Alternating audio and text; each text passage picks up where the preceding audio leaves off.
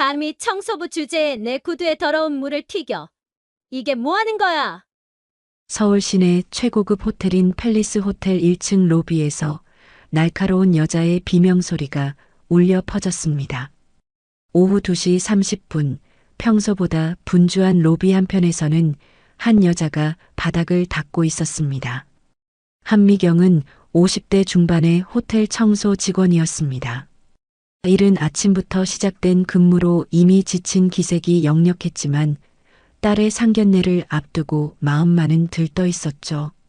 오늘 오후 3시에 바로 이 호텔에서 딸 이소라와 예비사위 지훈의 부모님을 만나기로 되어 있었거든요. 물이 이렇게 많이 튀었나? 미경은 로비 중앙의 대리석 바닥을 걸레로 닦던 중이었습니다. 분수대 근처 바닥이 평소보다 미끄러워 보여 더욱 신경 써서 청소하고 있었죠. 하지만 바로 그때 세심하게 닦던 걸레에서 물방울 몇 개가 튀었습니다. 그 물방울이 마침 지나가던 여자의 명품 구두에 닿았습니다. 샤넬의 최신 컬렉션으로 보이는 검정색 펌프스였죠. 구두 주인은 50대 초반으로 보이는 여자였는데 온몸에 명품으로 치장하고 있었습니다. 이 청소부가 뭐 하는 거야? 내 구두 좀 봐. 윤혜진이었습니다. 그녀는 즉시 미경을 향해 소리를 질렀죠. 목소리에는 분노와 경멸이 가득했습니다. 미경은 깜짝 놀라 고개를 들었습니다. 죄송합니다. 정말 죄송해요.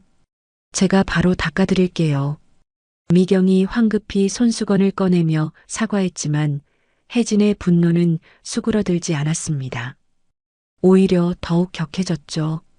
닦아준다고? 이 구두가 얼마짜리인 줄 알아? 300만 원이야, 300만 원. 당신 같은 사람이 한 달을 벌어도 못 사는 거라고. 혜진의 목소리는 점점 높아졌습니다. 로비에 있던 다른 손님들의 시선이 모두 이쪽으로 쏠렸죠. 미경은 얼굴이 빨갛게 달아올랐지만 계속 고개를 숙이고 있었습니다. 바로 그때 혜진의 남편 박창호가 다가왔습니다. 50대 중반의 그는 대기업 임원 출신답게 위풍당당한 모습이었죠. 하지만 미경을 보는 그의 시선은 차가웠습니다. 여보, 무슨 일이야? 이 청소부가 내 구두에 더러운 물을 튀겼어. 정말 조심성도 없어? 창호는 미경을 위아래로 훑어보더니 혀를 찼습니다. 천한 것들이 일하는 것도 제대로 못하네. 이런 곳에서 일하는 년들은 다 그래. 미경의 가슴이 철렁 내려앉았습니다. 천한 것들이라는 말이 가슴에 비수처럼 꽂혔죠. 하지만 참았습니다. 정말 죄송합니다. 제가 조심하지 못했어요. 미경이 다시 한번 깊게 고개를 숙였지만 혜진은 여전히 화가 나 있었습니다. 사과한다고 해결될 일이야? 당신들은 맨날 이래. 일 제대로 못하면서 사과만 하면 끝인 줄 알아? 그러게 말이야. 요즘 이런 데서 일하는 사람들 교육을 제대로 안 시키나 봐. 창호의 말에 혜진이 더욱 기세등등해졌습니다. 매니저 불러. 이 사람 어떻게 관리하는 거야? 안 됩니다. 제발 그러지 마세요. 저 정말 조심할게요. 미경이 간절하게 말했지만 혜진은 이미 프런트 데스크 쪽으로 향하고 있었습니다. 바로 그때였죠. 짝! 혜진의 손바닥이 미경의 뺨을 강하게 때렸습니다. 로비의 둔탁한 소리가 울려 퍼졌죠. 미경은 충격으로 비틀거렸습니다. 이게 교육이야. 다음부터는 조심해. 미경의 왼쪽 뺨이 빨갛게 달아올랐습니다. 눈물이 핑 돌았지만 참았죠. 주변 사람들이 모두 쳐다보고 있었지만 아무도 나서지 않았습니다. 여보, 이제 됐어. 가자. 창호가 혜진의 팔을 잡으며 말했습니다. 정말 더러워. 이런 사람들 때문에 기분 다 망쳤네. 혜진이 중얼거리며 창호와 함께 엘리베이터 쪽으로 걸어갔습니다. 미경은 그 자리에 서서 두 사람의 뒷모습을 바라봤죠. 괜찮으세요? 옆에서 청소하던 동료 직원이 조심스럽게 다가왔습니다. 네, 괜찮아요. 자주 있는 일이니까. 미경이 쓸쓸하게 웃으며 대답했습니다. 하지만 마음은 괜찮지 않았죠. 미경은 화장실로 향했습니다. 거울을 보니 뺨에 손바닥 자국이 선명하게 남아 있었죠. 찬물로 얼굴을 씻으며 마음을 가라앉혔습니다. 30분 후에는 다른 사람이 되어야 했습니다. 청소부 한미경이 아닌 딸 이소라의 어머니로서 말이죠. 하지만 방금 전 당한 모욕이 쉽게 지워지지 않았습니다. 시계를 보니 2시 50분이었습니다. 10분 후면 상견례가 시작될 예정이었죠. 미경은 준비해온 옷으로 갈아입기 위해 직원 휴게실로 향했습니다. 휴게실에서 미경은 정성스럽게 준비한 옷을 꺼냈습니다. 검정색 정장에 진주 목걸이, 그리고 작은 핸드백. 딸을 위해 몇 달 전부터 준비한 것들이었죠. 옷을 갈아입으며 미경은 마음을 다잡았습니다. 오늘은 소라의 좋은 날이니까 아무 일 없었던 것처럼 행동해야 했죠. 하지만 뺨의 따가움은 여전했습니다. 거울을 다시 한번 확인한 미경은 상견례장으로 향했습니다. 딸 소라와 지훈이가 기다리고 있을 것이고 지훈의 부모님도 와 있을 것이었죠. 하지만 운명은 잔인했습니다.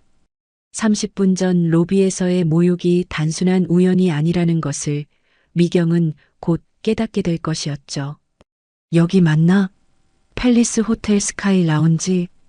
박창호가 엘리베이터에서 내리며 아내 혜진에게 물었습니다. 30층에 위치한 스카이 라운지는 서울 시내를 한눈에 내려다볼 수 있는 최고급 레스토랑이었죠. 맞아. 지훈이가 여기서 만나자고 했어. 혜진이 주변을 둘러보며 만족스러운 표정을 지었습니다. 역시 아들이 좋은 곳을 골랐다고 생각했죠. 하지만 아직도 30분 전 로비에서 있었던 일로 기분이 완전히 풀리지 않았습니다. 아까 그 청소부 때문에 기분이 완전히 망쳤네. 정말 천한 것들은 어디 가나 문제야. 그러게. 요즘 서비스업 종사자들 교육을 제대로 안 시키나 봐. 예의라는 게 없어. 창호도 여전히 불쾌한 기색을 감추지 못했습니다. 두 사람은 예약석으로 안내받으며 계속 불평을 늘어놓았죠. 어서 오세요. 이쪽 자리입니다. 웨이터가 정중하게 안내했습니다. 창문가 최고급 테이블이었죠. 창 밖으로는 한강과 서울 시내가 한눈에 들어왔습니다. 역시 좋은 곳이네. 예비 며느리 집안도 제법 괜찮은가 봐. 혜진이 주변을 둘러보며 흡족해했습니다. 하지만 마음 한편으로는 걱정도 있었죠. 아직 상대방에 대해 제대로 알지 못했거든요. 지훈이한테 들은 얘기로는 어머니가 혼자 딸을 키우셨다며? 그러게. 그래도 이런 곳에서 상견례를 할 정도면 형편이 괜찮은 거겠지. 창호가 고개를 끄덕였습니다. 두 사람은 메뉴를 보며 기다렸죠. 잠시 후 엘리베이터 문이 열리며 박지훈이 나타났습니다. 29세의 지훈은 깔끔한 정장 차림이었죠. 그 옆으로 예쁜 여자가 함께 있었습니다. 어머니, 아버지, 늦어서 죄송해요. 지훈이 부모님께 인사했습니다. 그리고 옆에 여자를 소개했죠. 소라야. 우리 부모님이야. 안녕하세요. 이소라입니다. 27세의 소라는 수줍게 인사했습니다. 단정하고 예쁜 모습의 혜진과 창호는 첫인상이 나쁘지 않았죠. 아이고, 예쁘게 생겼네. 사진으로만 봤는데 실물이 훨씬 예뻐. 혜진이 만족스러운 표정으로 말했습니다. 감사합니다. 어머님, 소라가 밝게 웃으며 대답했습니다. 지훈과 소라가 자리에 앉자 창호가 물었죠. 그런데 소라 씨 어머님은 언제 오시나? 곧 오실 거예요. 아마 조금 늦으실 수도 있어요. 소라가 조심스럽게 대답했습니다. 사실 어머니의 직업 때문에 걱정이 많았거든요. 호텔 청소 일을 한다는 것을 어떻게 말해야 할지 고민이었죠. 어떤 일을 하시는 분이야? 혜진이 직접적으로 물었습니다. 소라의 얼굴이 잠시 어두워졌죠. 그냥 호텔에서 일하세요. 소라가 애매하게 대답했습니다. 거짓말은 아니었지만 전체 진실도 아니었죠. 호텔에서? 그럼 호텔리어신가? 어느 호텔이야? 창호가 관심을 보였습니다. 소라는 더욱 곤란해졌죠. 여기, 이 호텔이에요. 그럼 이 호텔 직원이시구나. 어떤 부서에서 일하시는데? 혜진의 질문이 계속되자 소라는 답답해했습니다. 바로 그때였죠. 똑똑똑. 개인실 문이 노크되었습니다. 지훈이 일어나 문을 열었죠. 어머니 오셨어요. 문 밖에서 한미경이 조심스럽게 들어섰습니다.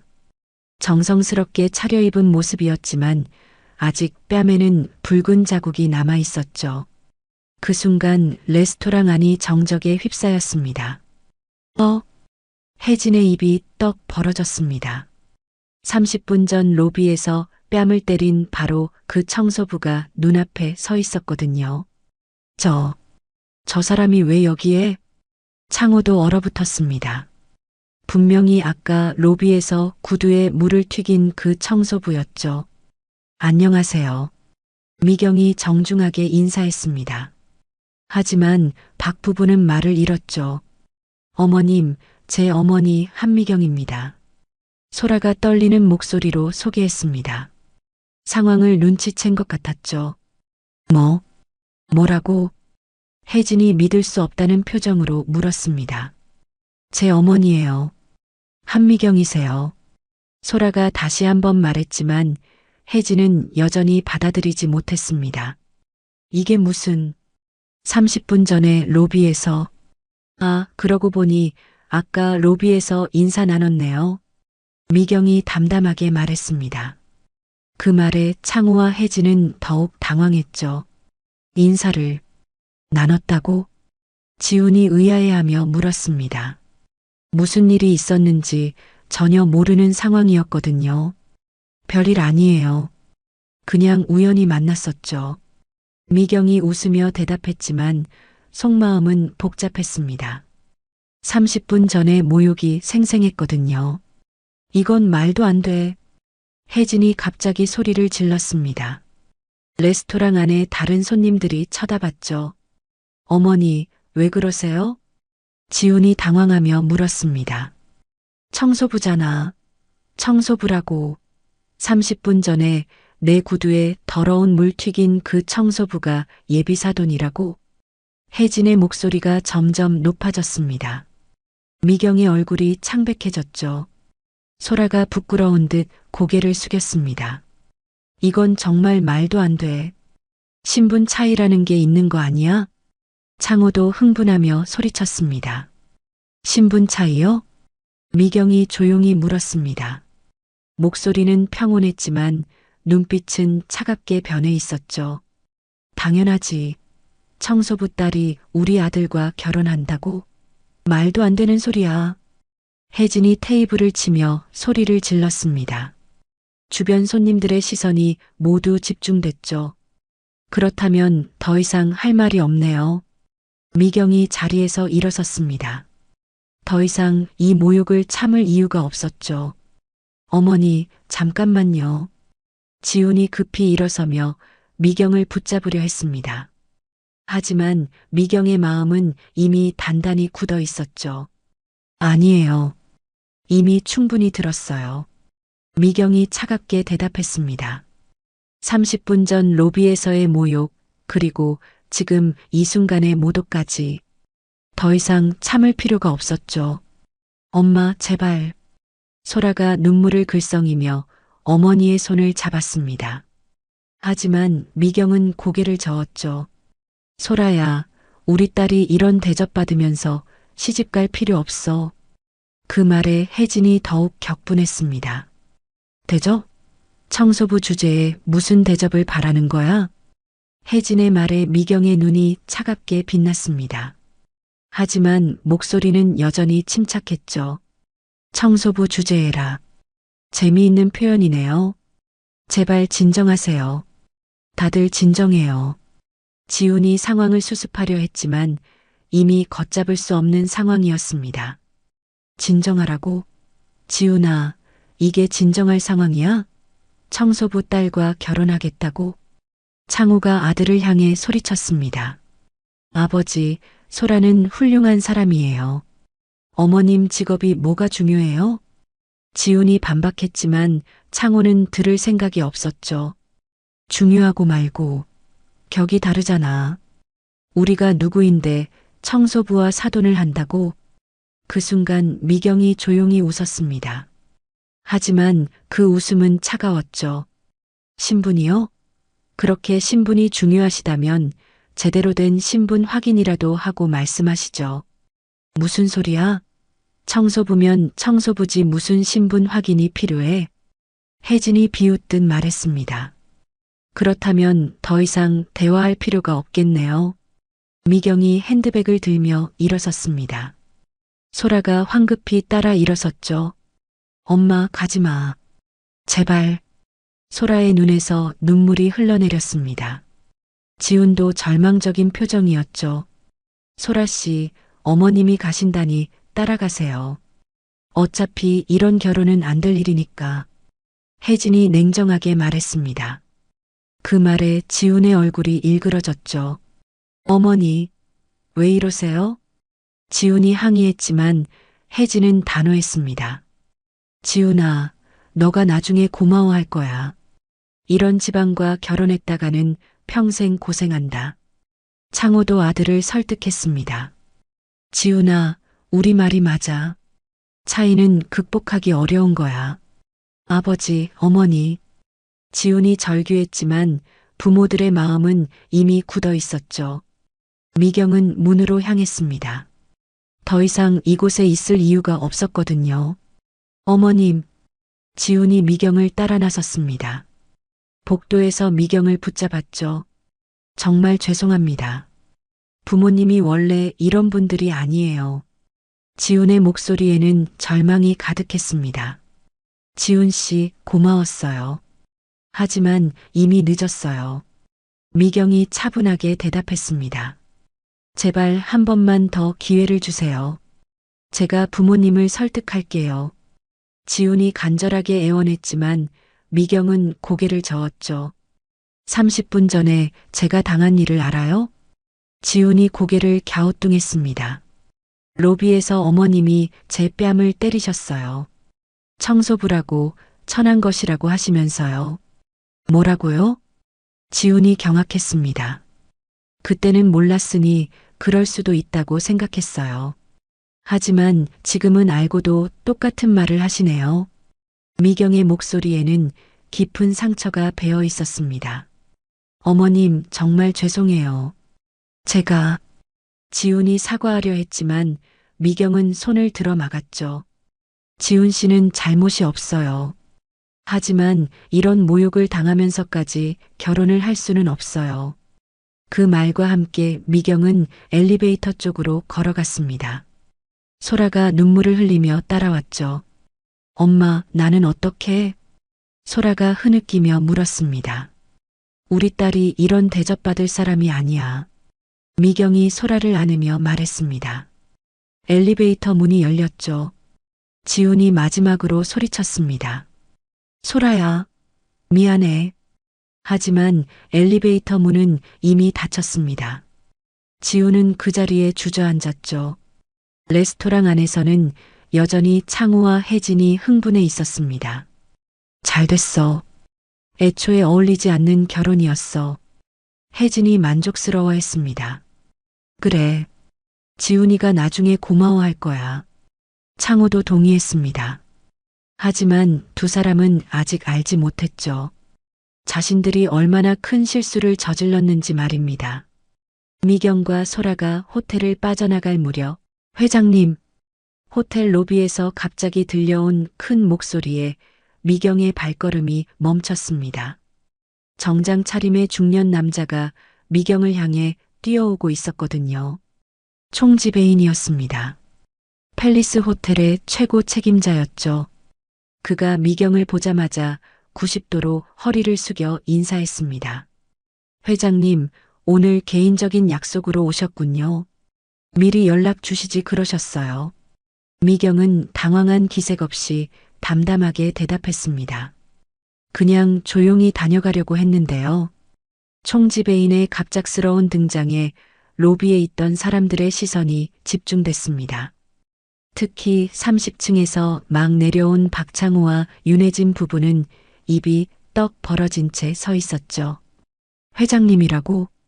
혜진이 믿을 수 없다는 표정으로 중얼거렸습니다. 혹시 불편한 점은 없으셨습니까? 서비스에 문제가 있었다면 즉시 조치하겠습니다. 총지배인이 걱정스러운 표정으로 물었습니다.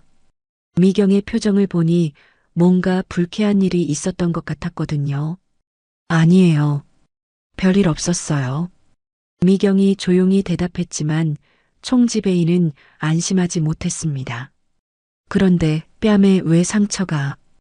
혹시 누가 회장님께 무례한 짓을? 총지배인이 미경의 뺨에 난 붉은 자국을 발견했습니다. 그의 목소리가 차갑게 변했죠. 정말 괜찮아요. 그런 일에 신경 쓰지 마세요. 미경이 만류했지만 총지배인은 이미 화가 나 있었습니다. 회장님께 상처를 입힌 사람이 있다면 당장 확인해서 조치하겠습니다. 그 순간 박창호와 혜진이 서로를 바라봤습니다. 30분 전 로비에서의 일이 떠올랐거든요. 설마 그 청소부가 회장님이라고? 혜진이 떨리는 목소리로 중얼거렸습니다. 아니야. 그럴 리 없어. 창호가 자신을 달래듯 말했지만 점점 확신이 서지 않았습니다. 총지배인님, 미경이 조용히 불렀습니다. 네, 회장님.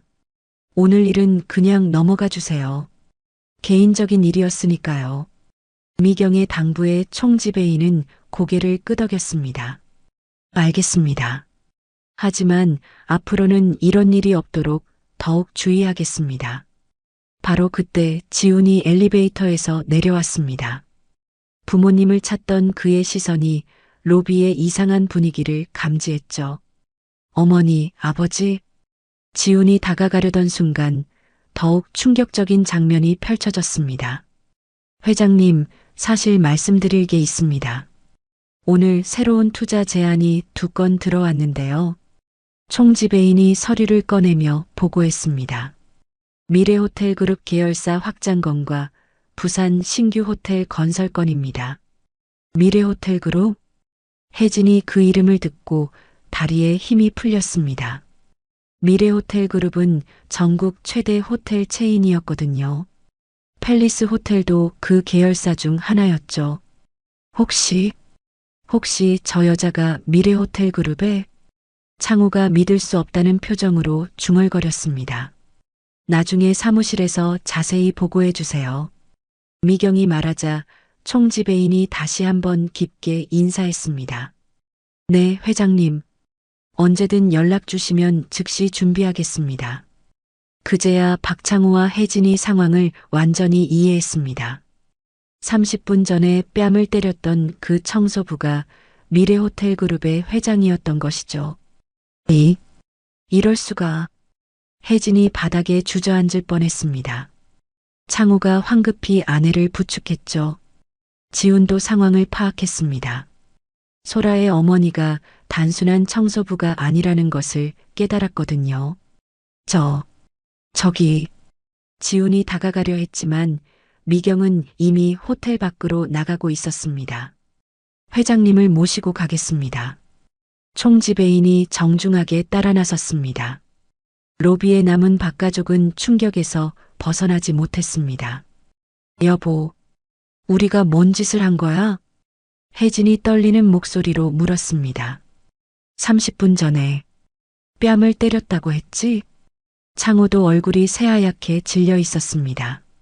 그 순간 지훈의 휴대폰이 울렸습니다.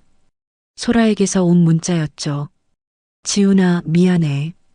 우리 끝내자. 이런 가족이랑 결혼은 못할 것 같아. 엄마가 너무 상처받으셨어. 지훈이 문자를 보고 절망했습니다. 소라야. 지훈이 소라에게 전화를 걸었지만 이미 전화는 꺼져 있었습니다. 아들아, 우리가 뭘 한 거야? 혜진이 지훈을 붙잡으며 울먹였습니다. 이제 와서 무슨 소용이야? 지훈이 분노에 찬 목소리로 소리쳤습니다. 우리는 끝났어. 완전히 끝났다고. 그 순간 박가족은 깨달았습니다. 30분간의 오만과 편견이 얼마나 큰 대가를 치르게 될지 말이죠. 하지만 이것은 시작에 불과했습니다. 미경의 진짜 정체가 밝혀지면서 박가족의 진짜 시련이 시작될 것이었거든요. 호텔 밖으로 나간 미경은 차 안에서 소라를 바라봤습니다. 엄마, 정말 미안해. 내가 부끄러워해서. 소라가 눈물을 흘리며 사과했습니다. 괜찮아. 이제 알았잖아. 미경이 소라의 손을 잡으며 말했습니다. 그날 밤 박가족의 집은 절망으로 가득했습니다. 그들은 아직 알지 못했죠. 이것이 단지 시작일 뿐이라는 것을 말입니다. 이게 대체 무슨 일이야? 박창호가 집 거실에서 소리를 지르며 신문을 던졌습니다. 경제면 일면에는 미래호텔그룹 한미경 회장의 기사가 실려 있었거든요. 전국 5성급 호텔업계 1위, 자수성가한 CEO. 이런 기사가 왜 하필 오늘 나와? 창호가 머리를 감싸주며 절규했습니다. 여보, 진정해. 아직 늦지 않았을 거야. 붙잡을 수 있어. 혜진이 떨리는 목소리로 남편을 달랬지만 사실 그녀도 패닉 상태였습니다. 늦지 않았다고? 회장님 뺨을 때렸는데? 지우는 소파에 앉아 머리를 숙이고 있었습니다. 몇 시간 전까지만 해도 행복한 미래를 꿈꾸던 그였는데 이제는 모든 것이 물거품이 되어버렸죠. 전화 좀 해봐. 소라한테라도. 혜진이 아들에게 말했지만 지우는 고개를 저었습니다. 이미 전화번호도 차단당했어요. 문자도 안 가고. 그때 지훈의 휴대폰이 울렸습니다. 회사에서 온 전화였죠. 여보세요? 네, 박지훈입니다. 지훈이 전화를 받자 상대방의 목소리가 차갑게 들렸습니다. 박지훈 씨, 내일부터 출근하지 마십시오. 입사가 취소됐습니다. 뭐라고요? 왜 갑자기? 지훈이 당황하며 물었지만 상대방은 이미 전화를 끊었습니다. 지훈아, 무슨 전화야? 창호가 불안하게 물었습니다. 입사 취소됐어요. 지훈의 대답에 집안이 다시 한번 정적에 휩싸였습니다. 설마 그 회장이? 혜진이 떨리는 목소리로 물었습니다. 바로 그때 창호의 휴대폰도 울렸습니다. 회사 상사에게서 온 전화였죠. 여보세요? 박 부장, 내일 아침 인사과로 오시오. 급한 일이 생겼소. 무슨 일인가요? 자세한 건 내일 얘기하죠. 전화가 끊어진 후 창호의 얼굴이 창백해졌습니다. 여보, 나도 회사에서 부른다. 인사과로. 인사과라고? 설마. 혜진의 얼굴에서 혈색이 사라졌습니다. 그때 또 다른 전화가 걸려왔습니다. 이번에는 혜진의 부티크 직원에게서였죠. 사장님, 큰일 났어요.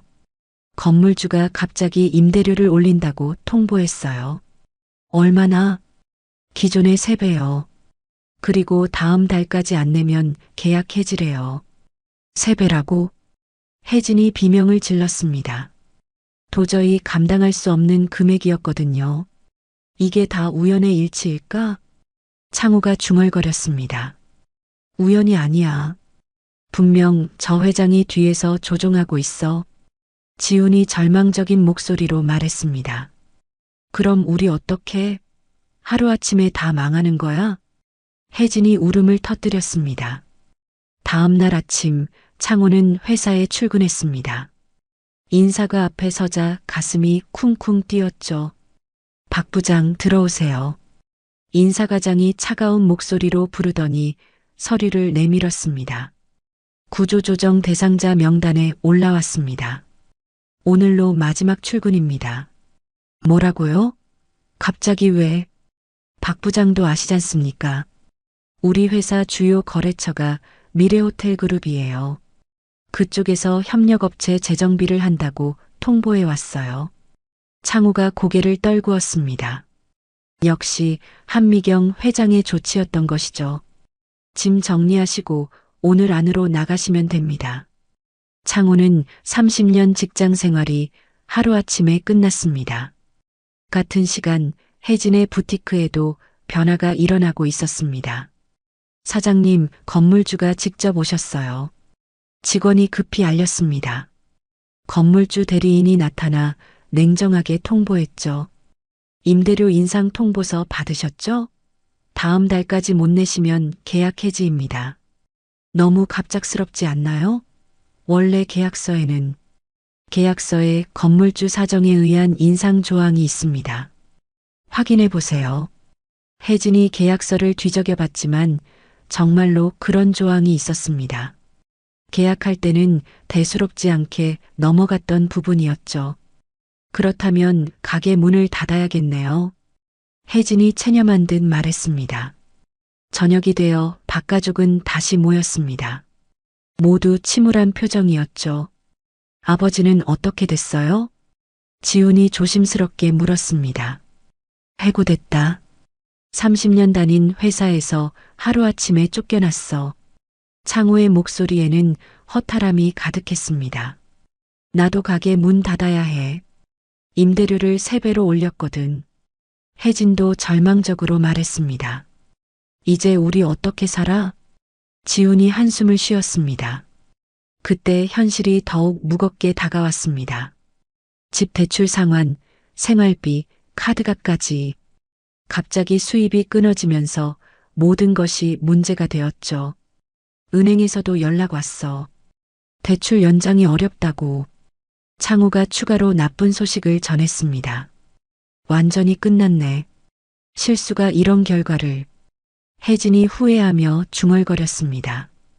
이제라도 사과하러 가자. 무릎 꿇고라도. 창우가 제안했지만 지우는 고개를 저었습니다. 소용없어요. 이미 늦었어. 하지만 우리가 할 수 있는 건 그것뿐이야. 결국 박가족은 마지막 희망을 걸고 한미경을 찾아가기로 결정했습니다. 비록 받아들여질 가능성은 희박했지만 말이죠. 그날 밤 박가족의 집은 깊은 절망에 잠겼습니다. 오만이 가져온 파멸적인 결과를 뼈저리게 느끼고 있었거든요. 다음 날 오전 박가족은 미래호텔그룹 본사 앞에 서 있었습니다. 40층짜리 고층 빌딩이 하늘을 찌를 듯 솟아 있었죠. 정말 들어가야 하나? 혜진이 떨리는 목소리로 물었습니다. 어제까지만 해도 상상할 수 없었던 일이었거든요. 들어가야지. 우리가 선택할 수 있는 건 이것뿐이야. 창우가 단호하게 말하며 빌딩 안으로 들어섰습니다. 1층 로비는 마치 호텔처럼 호화로웠습니다. 대리석 바닥과 화려한 샹들리에가 위압적인 분위기를 자아냈죠. 실례지만 어디서 오셨나요? 안내 데스크 직원이 정중하게 물었습니다. 한미경 회장님을 뵙고 싶습니다. 창우가 말하자 직원의 표정이 의아해졌습니다. 예약 있으시나요? 없습니다만. 개인적인 일로 꼭 뵈어야 할 일이 있어서요. 죄송하지만 회장님은 예약 없이는 만날 수 없습니다. 그럴 줄 알았지만 박가족은 포기할 수 없었습니다. 그럼 언제든 좋으니까 시간을 잡아주세요. 정말 중요한 일이에요. 직원이 전화를 걸어 확인했지만 결과는 마찬가지였습니다. 회장님께서 개인 면담은 받지 않으신다고 하네요. 박가족은 하루 종일 로비에서 기다렸습니다. 하지만 미경은 끝내 나타나지 않았죠. 이틀째, 사흘째도 마찬가지였습니다. 박가족은 매일 본사 앞에서 기다렸지만 소용없었습니다. 일주일이 지난 오후 드디어 미경이 본사에 나타났습니다. 후문으로 조용히 들어가려던 그녀를 박가족이 발견했죠. 회장님, 창우가 뛰어가며 소리쳤습니다. 미경이 발걸음을 멈췄습니다. 무릎을 꿇겠습니다. 제발 한 번만 기회를 주세요. 창우가 정말로 무릎을 꿇었습니다. 혜진과 지훈도 함께 무릎을 꿇었죠. 일어나세요. 미경이 차가운 목소리로 말했습니다. 죄송합니다. 정말 죄송해요. 그날 제가 미쳤었나 봐요. 혜진이 눈물을 흘리며 사과했습니다. 사과는 잘못을 깨달았을 때 하는 건데 제 정체를 안 후에 하는 사과가 무슨 의미가 있나요? 미경의 말에 혜진이 할 말을 잃었습니다. 그땐 몰라서 그랬습니다. 회장님인 줄 알았다면.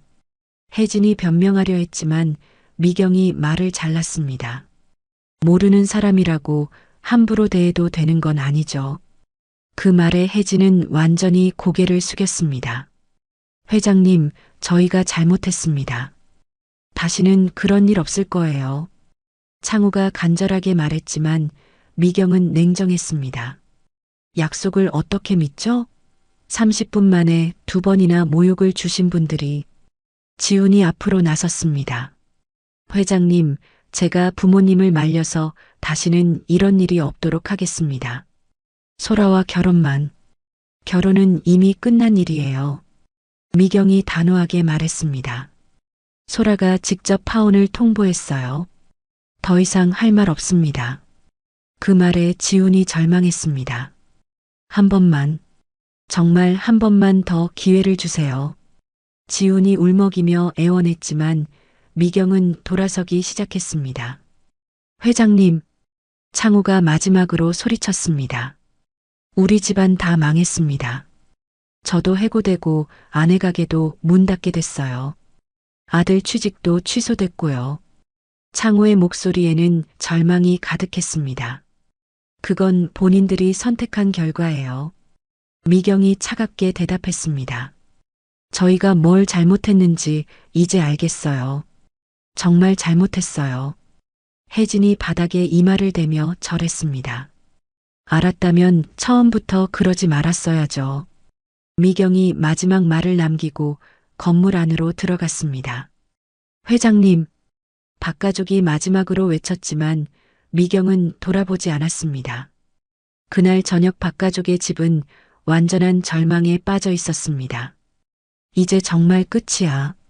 완전히 끝났어. 창우가 소파에 털썩 주저앉으며 말했습니다. 한 번의 실수, 고작 한 번의 실수가 우리 인생을 다 망쳤어. 혜진이 눈물을 흘리며 후회했습니다. 하지만 후회해도 이미 늦었습니다. 한미경의 마음은 돌이킬 수 없을 만큼 상처받았거든요. 다음 주부터는 집도 나가야 해. 대출 상환을 못하면 경매에 넘어간다고 하더라. 지우는 아무 말 없이 방으로 들어갔습니다. 소라에게 마지막 편지라도 써보려고 했지만 무엇을 써야 할지 몰랐죠. 그때 소라의 문자가 왔습니다. 지훈아, 미안해. 우리 정말 끝이야. 다시는 연락하지 마. 지훈이 휴대폰을 떨어뜨렸습니다. 정말로 모든 것이 끝났다는 것을 깨달았거든요. 한 달 후 박가족의 삶은 완전히 바뀌어 있었습니다. 이사 준비는 다 됐나?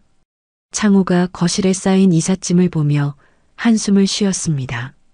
30년 살던 집에서 쫓겨나는 날이었거든요. 다 됐어요. 이제 갈 곳만 있으면.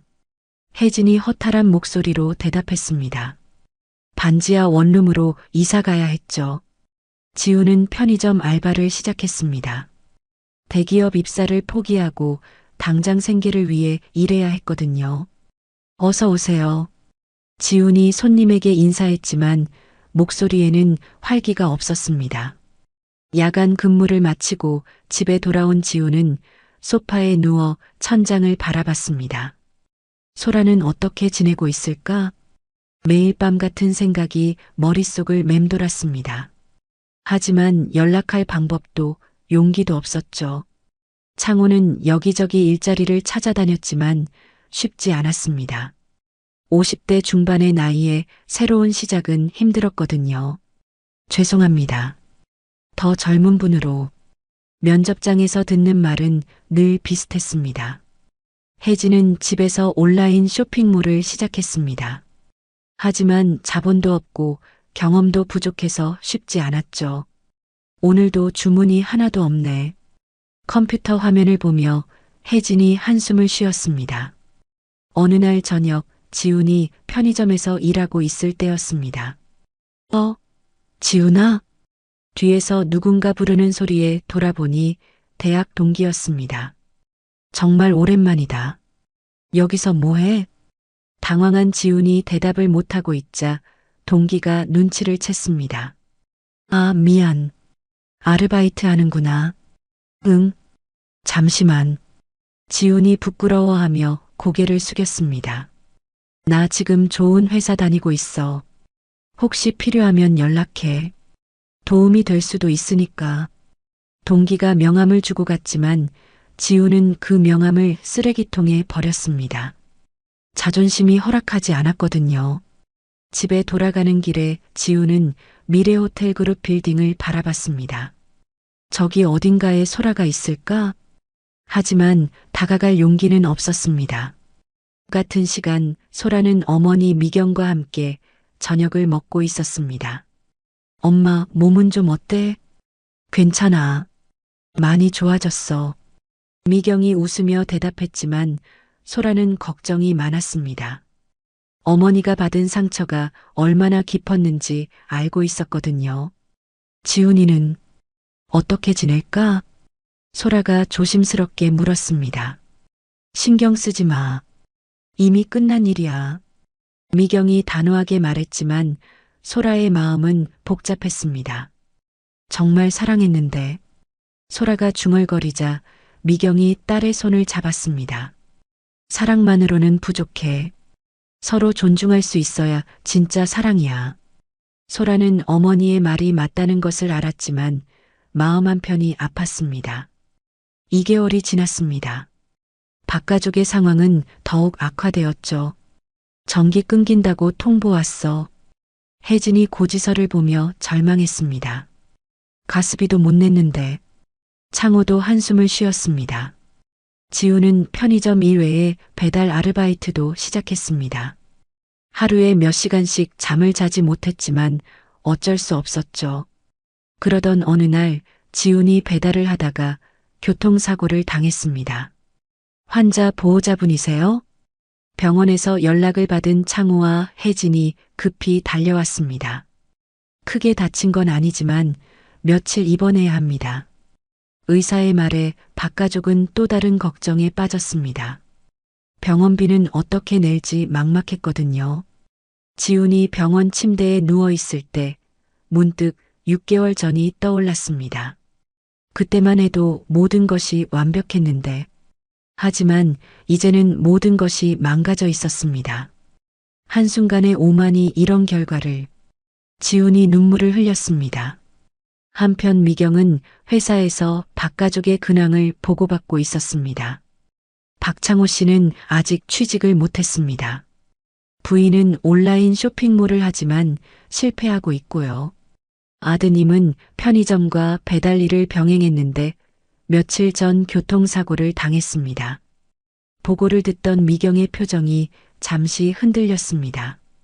하지만 이내 차가운 표정을 되찾았죠. 계속 지켜보기만 하세요. 네, 회장님. 미경은 창밖을 바라보며 생각했습니다. 과연 이것이 옳은 일일까? 하지만 받은 상처를 쉽게 잊을 수는 없었죠. 그날 밤 미경은 소라와 대화했습니다. 엄마, 혹시 지훈이네 가족이 어떻게 지내는지 알아? 왜 그런 걸 궁금해해? 미경이 경계하듯 물었습니다. 그냥 궁금해서. 소라는 더 이상 묻지 못했습니다. 하지만 마음속으로는 지훈이가 걱정됐죠. 3개월 후 박가족은 더욱 절망적인 상황에 처해 있었습니다. 아버지, 병원에서 퇴원 통보 왔어요. 지훈이 병원비를 못 낸다는 통지서를 들고 와서 말했습니다. 어떡하지? 아직 완전히 낫지도 않았는데 혜진이 걱정스럽게 말했습니다. 괜찮아요. 집에서 쉬면 돼요. 지훈이 억지로 웃으며 대답했지만 다리는 여전히 아팠습니다. 그날 오후 창호는 마지막 희망을 걸고 한 곳을 찾아갔습니다. 옛 직장 동료가 운영하는 작은 회사였죠. 창호야, 정말 오랜만이다. 동료가 반갑게 맞이해줬지만 표정은 어색했습니다. 사실 부탁이 있어서 왔어. 일자리 좀 소개해 줄 수 있나? 창호가 머리를 숙이며 부탁했습니다. 미안하다. 우리도 요즘 어려워서. 게다가 너 소문을 들었어. 무슨 소문? 미래호텔그룹 회장한테 찍혔다는 소문 말이야. 그런 사람을 쓸 회사는 없을 거야. 동료의 말에 창호는 절망했습니다. 소문이 업계 전체에 퍼져 있었던 것이죠. 집에 돌아온 창호는 가족들에게 사실을 말했습니다. 이제 정말 끝이야. 아무도 우리를 안 써줄 거야. 창호의 말에 집안이 정적에 휩싸였습니다.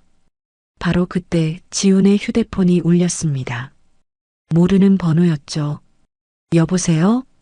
지훈 씨죠? 소라입니다. 소라의 목소리에 지훈의 가슴이 뛰기 시작했습니다.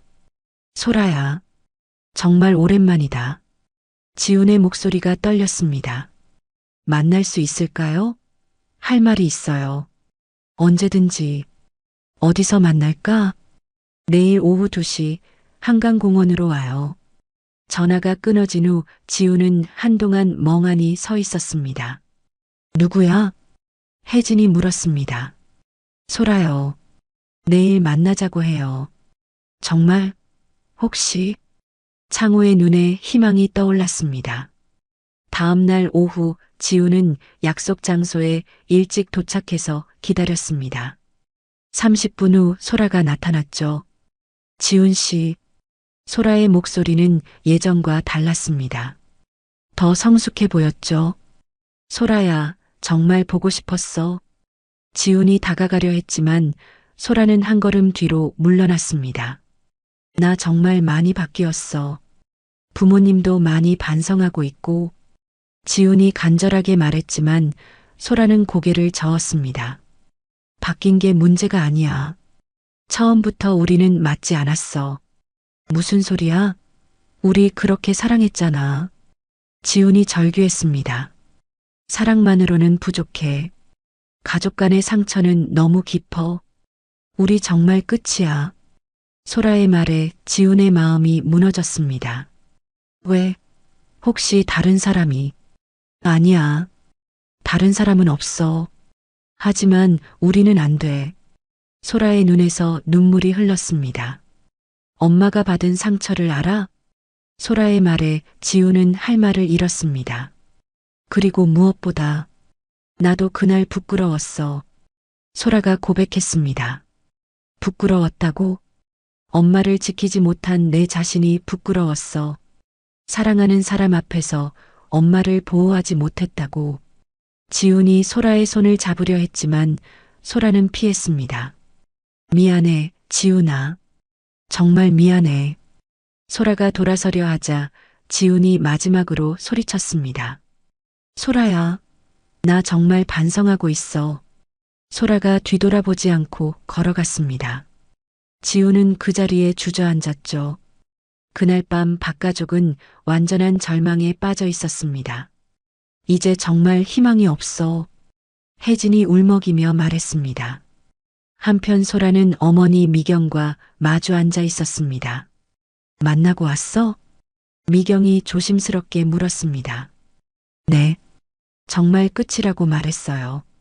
소라의 목소리에는 아쉬움이 배어 있었습니다. 후회하지 않아? 미경이 물었습니다. 안 해요. 엄마가 받은 상처를 생각하면. 소라가 어머니의 손을 잡았습니다. 고마워, 소라야. 미경이 딸을 안아주었습니다. 6개월 후 박가족은 서울을 떠났습니다. 더 이상 버틸 수 없었거든요. 지방의 작은 도시에서 새로운 시작을 하기로 했습니다. 창호는 작은 식당을 차렸고 혜진은 그것을 도왔죠. 지우는 지역 신문사에 취직했습니다. 여기서는 우리를 아무도 몰라. 창호가 작은 위안을 삼으며 말했습니다. 하지만 서울에서의 기억은 지워지지 않았습니다. 특히 지훈에게는 소라에 대한 그리움이 남아 있었죠. 한편 미경과 소라는 평온한 일상을 보내고 있었습니다. 엄마, 새로운 호텔 프로젝트는 어때요? 괜찮아. 부산에 새로 짓는 호텔 말이지? 미경은 일에 더욱 집중하며 상처를 치료하고 있었습니다. 어느 날 소라가 조심스럽게 물었습니다. 엄마, 혹시 후회하지 않아요? 지훈이네 가족한테 한 일 말이에요. 미경이 잠시 생각에 잠겼습니다. 후회는 안 해. 하지만 씁쓸하긴 해. 씁쓸해요? 사람을 판단할 때 겉모습으로 해서는 안 된다는 걸 너무 극단적으로 가르쳐 준 것 같아서. 미경의 말에 소라가 고개를 끄덕였습니다. 하지만 꼭 필요한 교훈이었을 거예요. 그렇게 1년이 지났습니다. 지우는 지방에서 열심히 살고 있었지만 여전히 소라를 잊지 못했습니다. 때로는 서울에 가고 싶은 충동을 느꼈지만 참았죠. 창호와 혜진은 작은 식당을 운영하며 겸손함을 배우고 있었습니다. 손님들에게 정중하게 대하고 무엇보다 사람을 외모로 판단하지 않게 되었죠. 어느 날 식당에 허름한 옷차림의 노인이 들어왔습니다. 예전 같았다면 시큰둥하게 대했을 텐데 이제는 달랐습니다. 어서 오세요. 이쪽 자리로 안내해 드릴게요. 혜진이 정중하게 인사하며 노인을 모셨습니다. 고맙소. 요즘 이렇게 친절한 곳이 드물지. 노인이 만족스러워하며 말했습니다. 박 씨 가족은 비로소 진정한 겸손함과 인간에 대한 존중을 배우게 되었습니다. 하지만 지훈과 소라의 사랑은 되돌릴 수 없었습니다. 사랑만으로는 극복할 수 없는 상처가 있다는 것을 둘 다 깨달았거든요. 그렇게 오만이 가져온 쓰라린 교훈은 모든 이들의 삶을 바꿔놓았습니다. 돌이킬 수 없는 후회와 함께 말이죠. 오늘 이야기가 좋으셨다면 구독과 좋아요, 알람 설정 잊지 마시고 소중한 댓글 하나가 큰 힘이 됩니다. 시청해 주셔서 진심으로 감사드립니다.